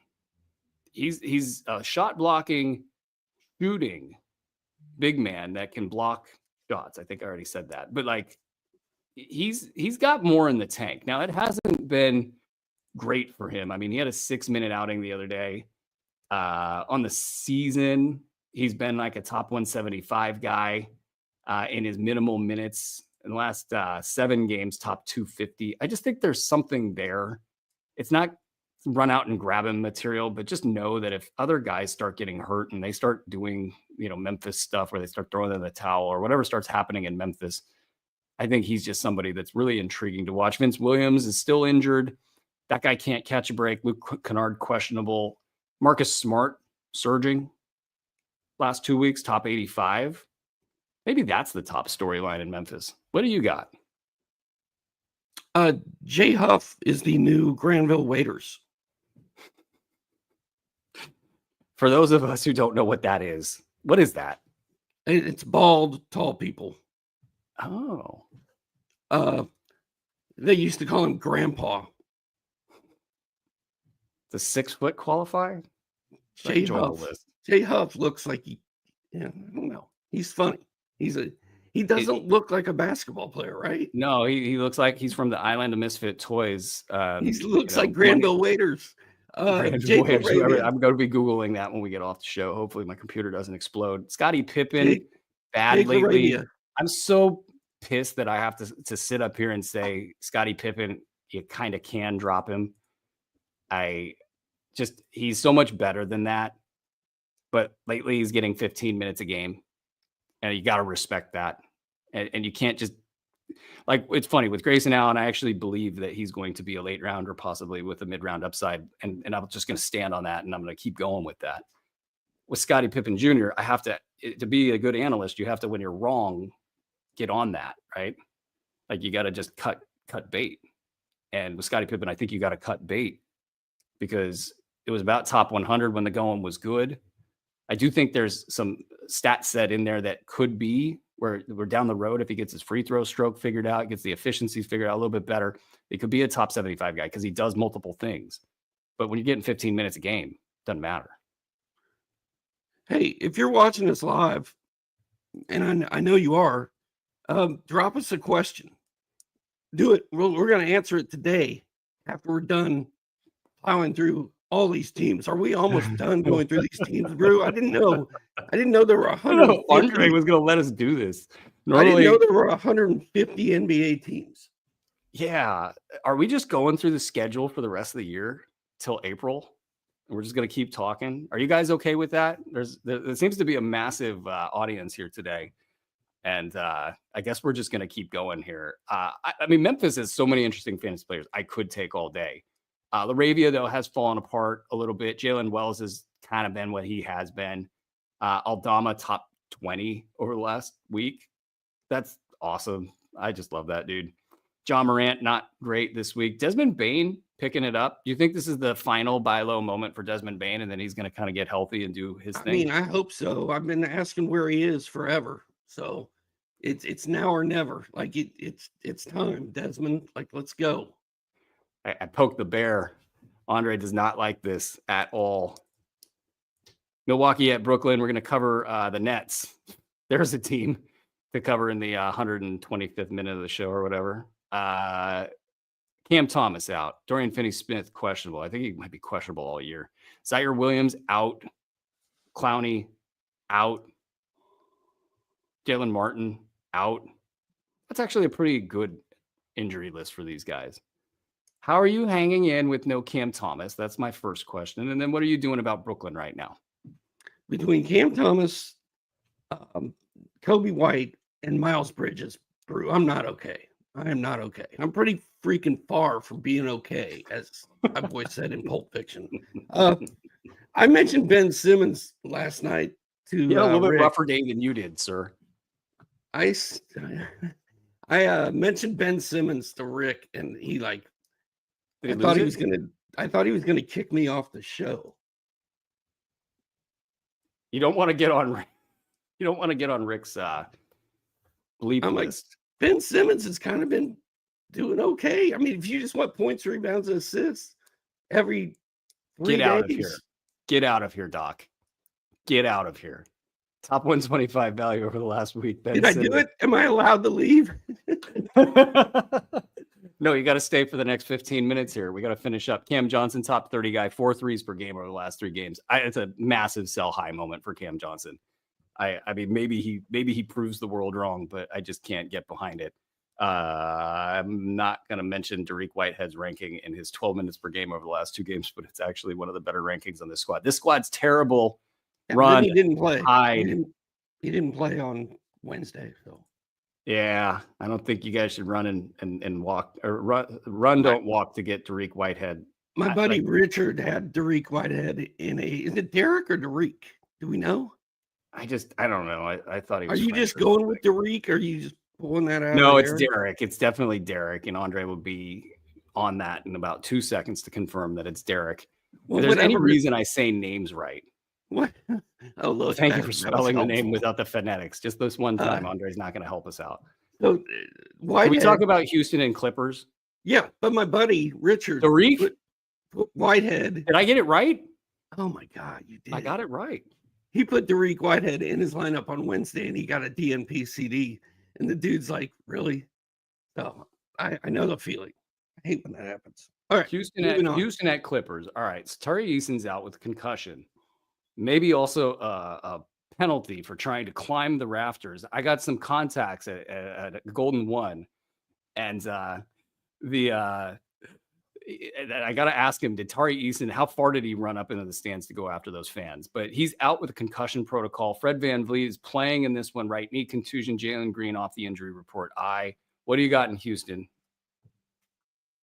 I think we're good. I think Amen Thompson is going to go off for as long as Tari Eason's out. And Jabari Smith, if people are dropping Jabari Smith, I can't really be mad at him.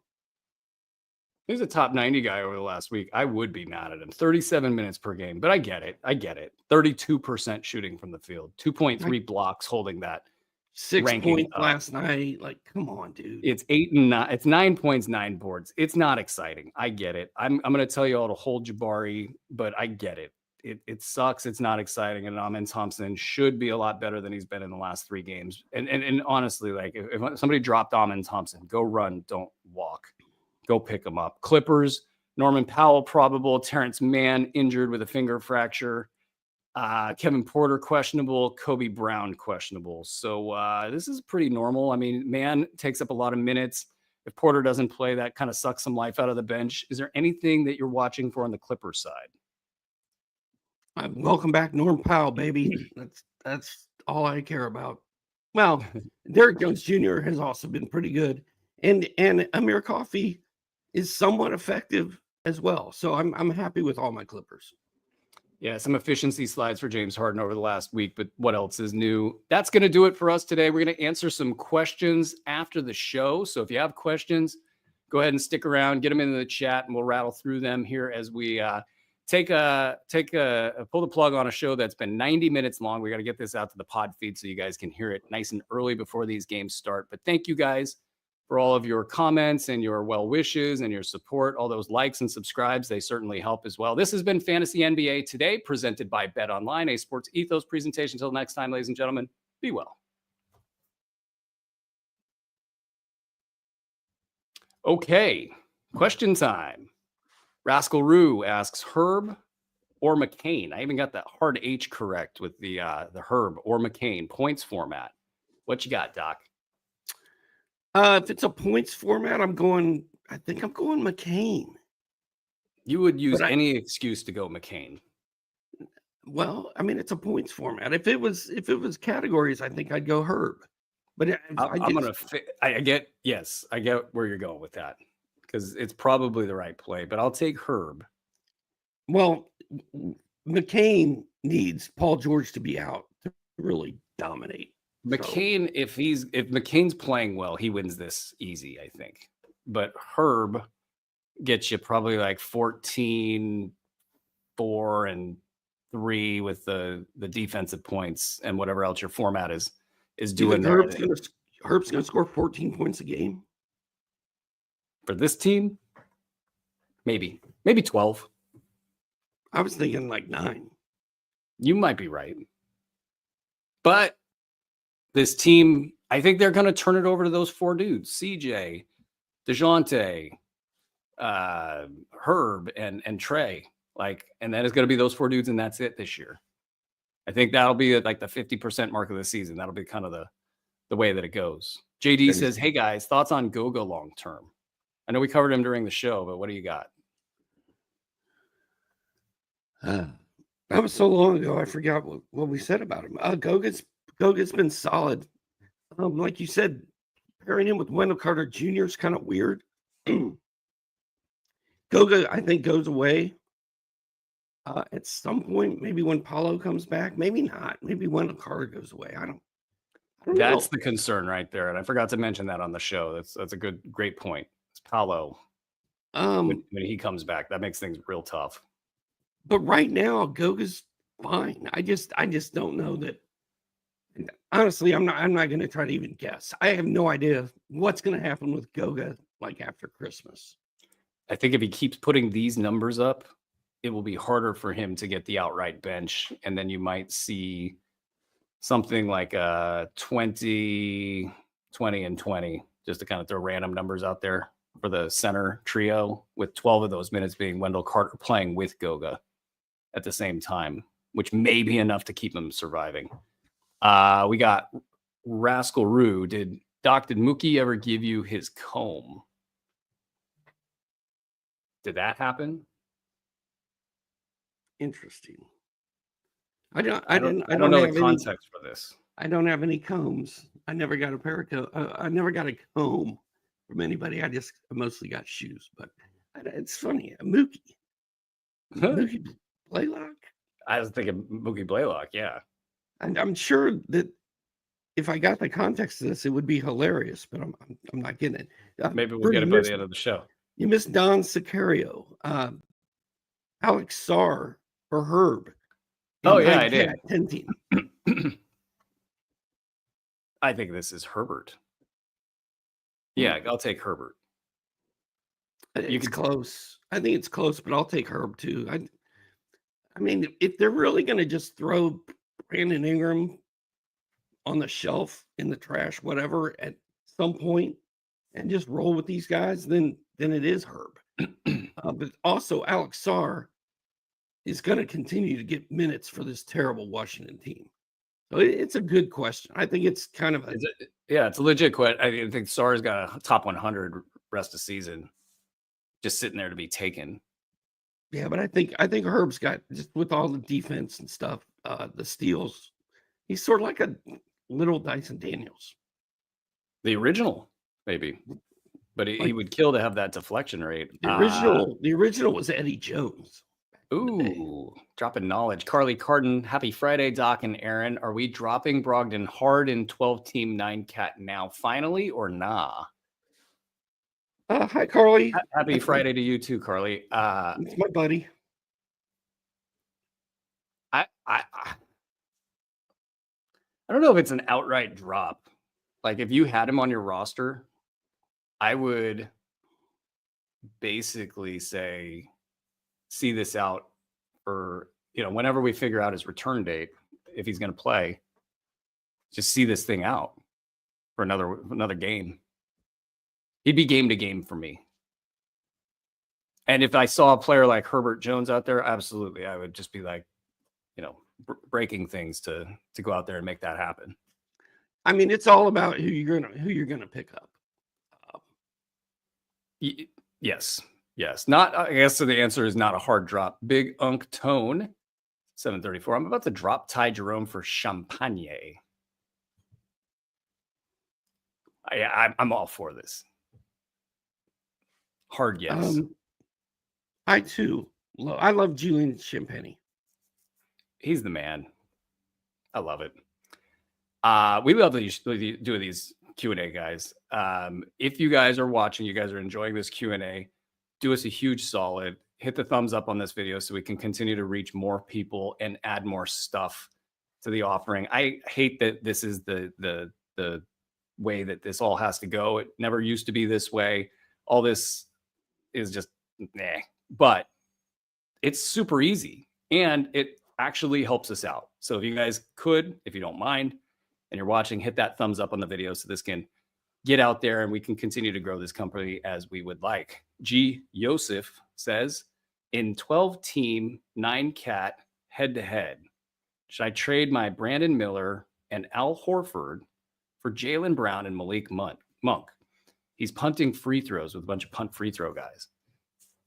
Should he trade Brandon Miller and Al Horford for Jaylen Brown and Malik Monk? This is spicy. Malik Monk, I mean, the top 20 numbers are just sitting there over the last week. Brandon Miller's got big numbers. Somebody really wants Brandon Miller from him. Well, Al Horford plays, once a week? Mm-hmm. Yeah, non-factor in this trade. Twice a week. So it's Brandon Miller. Yeah, for those two.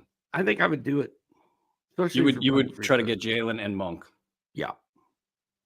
I would take the opposite side of this deal. But it's really tantalizing because if Monk gets minutes, he could go top 50 pretty easy. Dude, he's already got Giannis, Sabonis, LeBron, and Gobert. That's a great point. You add Brown and Monk to that, or you just add Brandon Miller, so you got Brandon Miller or those two guys. I want those two guys. You want Jaylen fits this build really well. So maybe I could be swayed. I mean, it's putting a lot of faith in Brandon Miller to keep that side of the deal. All right, Doc, you sold me. It's close, though. It's really close. Do it. All right, listen to Doc on that one. Eric Shulkin asks, I want to shout out the guys, Keston and Mark, in the Discord chat. They're awesome and super fast to respond. Love what you all do. Honestly, that like warms the soul because I see what Keston and Mark do in the background, and it is, Doc, you've been around for 25 years. This industry's tough. You got to work your butt off. And these guys are doing exactly that. And that's in the trenches work. That's actually helping people. And it's not for like, look at me, I'm on Twitter stuff. It's in Discord, right? I mean, the Discord population, it's big, but a lot of people just want to do stuff on social media these days. These guys are just working their butts off. Thank you, Eric, for that feedback. And if you're not in Discord, get in there because you get your questions answered. Members get, preferential treatment or whatever, but everybody gets their questions answered. These guys are just in there all the time. And it's fun. I like getting in there.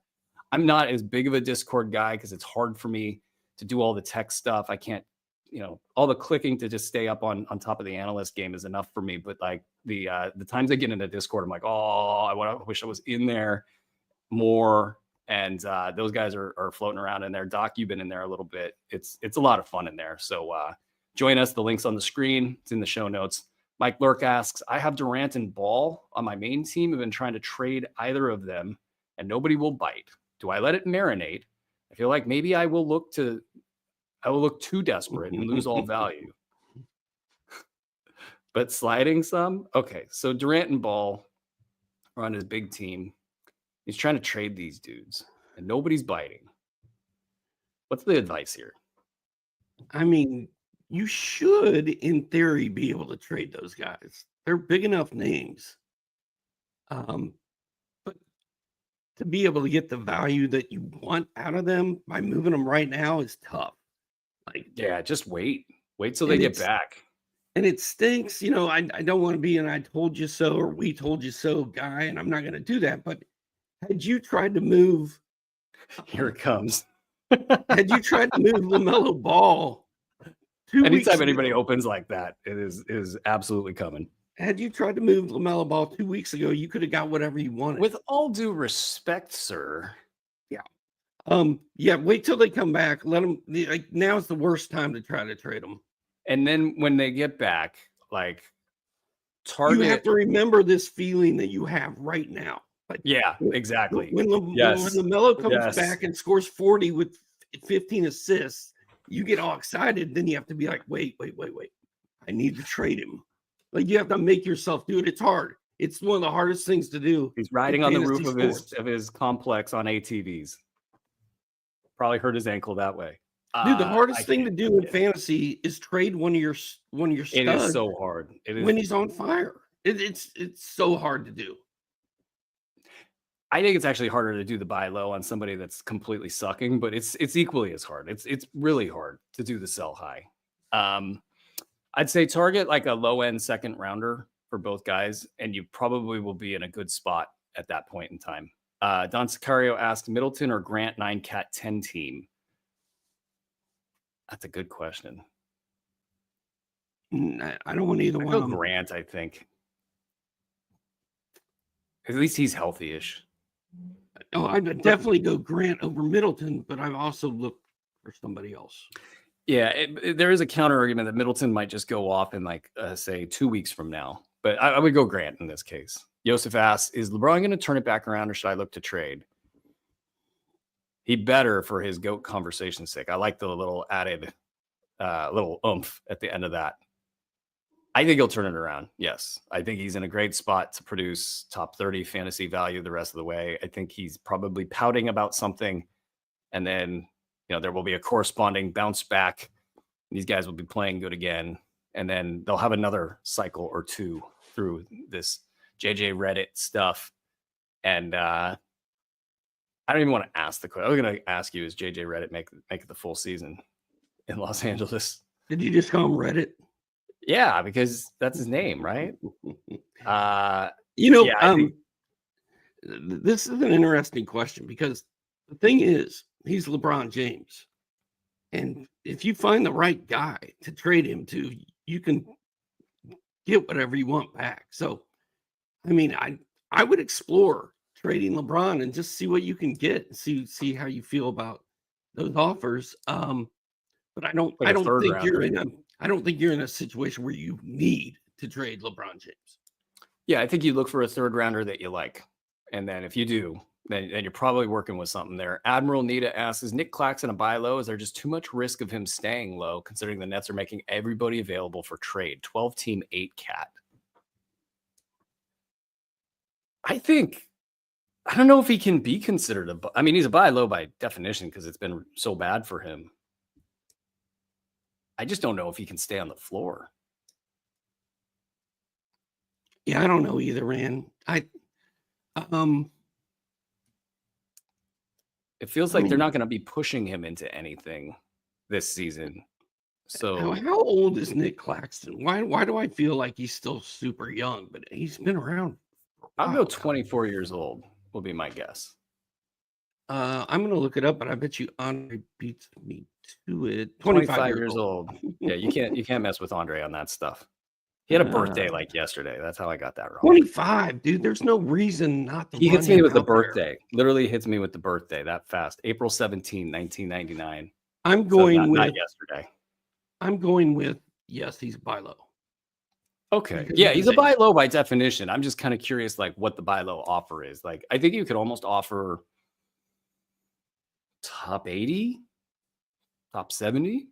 I think people, if Nick Claxton didn't have a preseason rank of whatever, I don't think people would be treating him this way, but they will because of that. Oh, I can't wait for this next question. Happy weekend, Bruin Doc. Hurt your head. JP Tan. Just would like to know, who would you like to keep and drop between Mike Conley, Dante DiVincenzo, and Bub Carrington? That is going to hurt my head. Thanks, JP.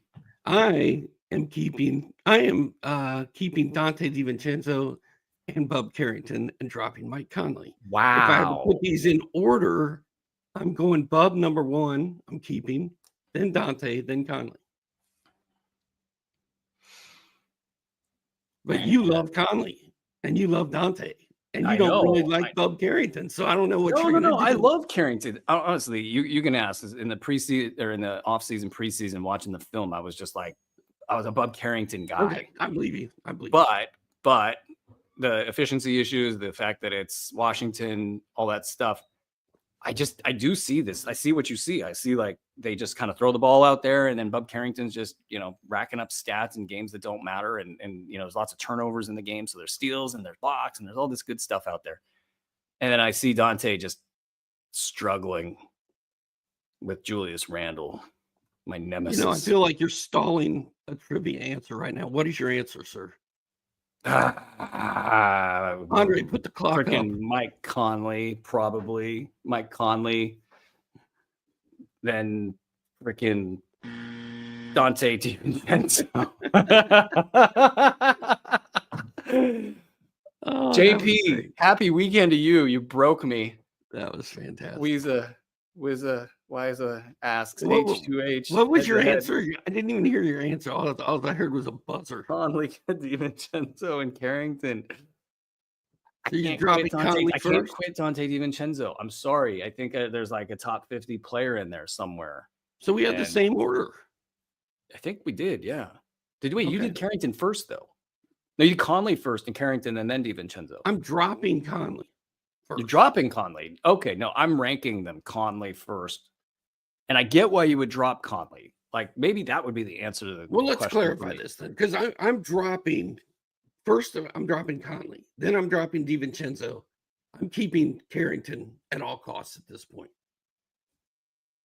It's so funny. I look, you could play it that way. And so we have the opposite order. Yeah, my projected rest of season would be Conley, DiVincenzo, and Carrington. Wow. But if you want to play this like the right way, I almost think you drop Conley because there's not a lot of upside there and Randall's there, right? So it's a question of like, okay, I think they're going to finish one way, but I don't care that Conley's going to be a late round value the rest of the way. Give me Bub Carrington for the massive upside. Thank you. DiVincenzo's just the guy in the middle. Yeah. Oh my God. I told you I was excited about that question. I knew it was going to break you. Believing you, and now I believe you. Head-to-head 9 cat, CP3 and Brown or Kawhi. Wow, you guys are just flinging the tough ones here. There's been news on Kawhi. The rumors. I saw video. You saw video, huh? Was it of him on a basketball of him? Well, it was reportedly him. It was taken from the rafters. It was like that seat I had at the Hoosier Dome at the top row. Watching AI rendering the '84 Olympic team, where I could see like ants running around on the court, but I wasn't sure they were people. Sorry, dying over here. I think you got to keep CP3 and Brown here. Kawhi is just I mean, CP3's been a top 50 guy this year. Brown's probably a top 100 guy. Yes, Kawhi could reach up and get you top 12 value if he plays, but like, are we really going to gamble that? I kind of think that Paul outproduces Kawhi on his own the rest of the way. It just hasn't been good for Kawhi. It's a lot of, I mean, it's a risk, classic risk reward. I'll take the two healthy players. What do you got? You also just reminded me that Kawhi may come back and destroy all my dreams because I have all the other Clippers. Yeah. So I'm gonna go CP3 and Brown as well. You're gonna try to will this into existence. I got Victor Wembanyama is now doubtful for Friday. Boo. That's a classic Kings loss, by the way. That's a classic Kings loss. Waiting in the wings. Carly says, it's Keep Conley and Carrington, and it's not even close. Sounds like Carly's not a Dante DiVincenzo fan like I am. I don't think she is. That's not okay. Conley's like 40 years old, man. And Minnesota's weird this year. Dante's got to come back, right? He's got to be better than this. I'm just betting on the talent there. I think we got a couple, maybe a few more. Ayton or Claxton. I'll go Ayton.